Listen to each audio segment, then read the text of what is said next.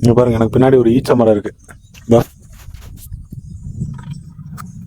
ஈச்ச மரம் நிழல்ல தான் வண்டி நிக்குது, பொருட்கள் எல்லாம் வச்சிருக்காங்க ஆந்திராவில். இந்த இடத்த பாருங்க, அப்படியே காமிக்கிறேன்.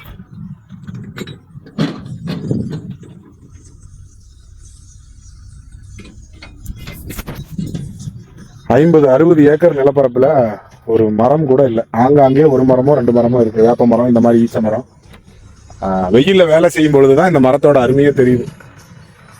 இந்த 50 ஏக்கரும் இதே மாதிரி மரங்கள் வளர்ந்தா எப்படி இருக்கும்? அதைத்தான் செய்ய போறோம் இந்த 50 ஏக்கர்ல. நீங்களும் உங்களுக்கு சொந்தமான, உங்களுக்கு சொந்தம் கொண்டாடக்கூடிய இடங்கள்ல இந்த மாதிரி மரங்களை வளருங்க. அந்த மரம் வளர்ந்து உங்களுக்கு நிழல் தரும் பொழுது அது உங்களுக்கு ஒரு அலாதியான மகிழ்ச்சியை தரும். 1000 தான் நம்ம ஏர் கண்டிஷனிங் பண்ணி ரூம்ல படுத்து தூங்கினாலும் இந்த மர நிழல்ல நிற்கும் பொழுதுதான் ஒரு ஏதோ ஒரு ஃபீல். அதுவும் இந்த மொட்டை வெயில் ஆந்திராவில் அடிச்சு துவம்சம் பண்ணது 38 டிகிரி வெயில். பாருங்க, வெளியே வந்தோன்னு வச்சுக்கோங்க, அப்படியே அடுப்புல நிக்கிற மாதிரி இருக்கு. மேல பாருங்க, அதுவே கொஞ்சம் பின்னாடி போய் இந்த ஈச்ச மரம் நிழல்ல நின்னோம்னா அப்படியே ஏசியில நிக்கிற மாதிரி இருக்கு.